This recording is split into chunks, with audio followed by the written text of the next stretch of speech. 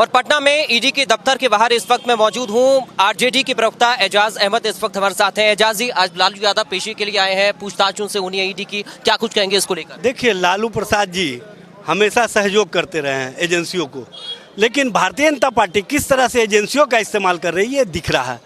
लालू प्रसाद जी बीमार हैं, उनका किडनी ट्रांसप्लांट हुआ है और उनका उम्र भी काफ़ी ज़्यादा है, लेकिन उसके बावजूद भी वेंडेटा पॉलिटिक्स की जा रही है। बदनाम करो और राजनीतिक हिस्सा दो, ये भाजपा की नीति है और उसी नीति के तहत इस तरह की कार्रवाई की जा रही है।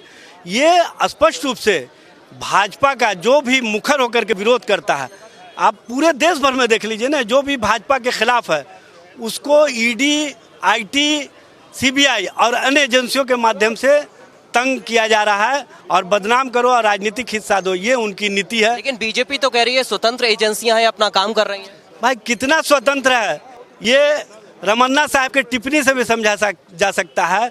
जो पूर्व चीफ जस्टिस है, उन्होंने कहा था कि एजेंसियों को अपनी विश्वसनीयता बनाए रखने के लिए बेहतर ढंग से काम करना चाहिए और उन्होंने कहा था कि इन एजेंसियों की स्वतंत्रता बनी रहे, इसके लिए एक अलग से आयोग की आवश्यकता है।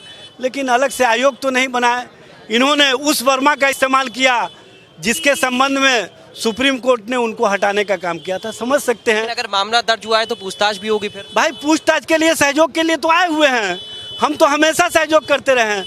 लेकिन ये भी स्पष्ट करें न कि जब भाजपा के साथ कोई इस तरह के लोग चले जाते हैं जिनके संबंध में प्रधानमंत्री ने कहा अजीत पवार के संबंध में कि देश का सबसे भ्रष्ट व्यक्ति है और उसको आपने महाराष्ट्र का डिप्टी चीफ मिनिस्टर बनाया, उनको सप्लीमेंट्री चार्जशीट में आपने क्लीन चिट देने का काम किया।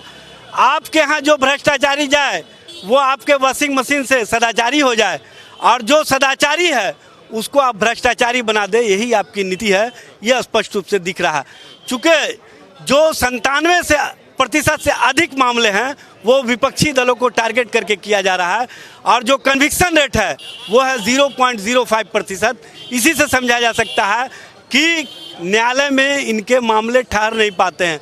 चूँकि ये वेंडेटा पॉलिटिक्स के तहत बदनाम करो, राजनीतिक हिस्सा दो, यही इनकी नीति है। अगर जांच में कुछ नहीं मिला तो भरी हो ही जाएंगे फिर। पूछताछ से कैसा फिर?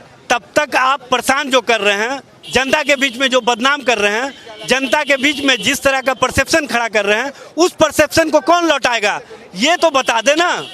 देखिए, जांच एजेंसियों को लेकर एजाज अहमद साहब सवाल खड़े कर रहे थे, पूछताछ को लेकर सवाल खड़े हो रहे हैं। आज ईडी की दफ्तर में लालू यादव पहुंचे हुए हैं पूछताछ को लेकर। यहां पर आरजेडी के कार्यकर्ताओं का जमावड़ा भी लगा हुआ है और इस पूछताछ को लेकर लगातार विरोध किया जा रहा है। कैमरा पर्सन अभिषेक के साथ पराग गुप्ता, पटना, इंडिया न्यूज।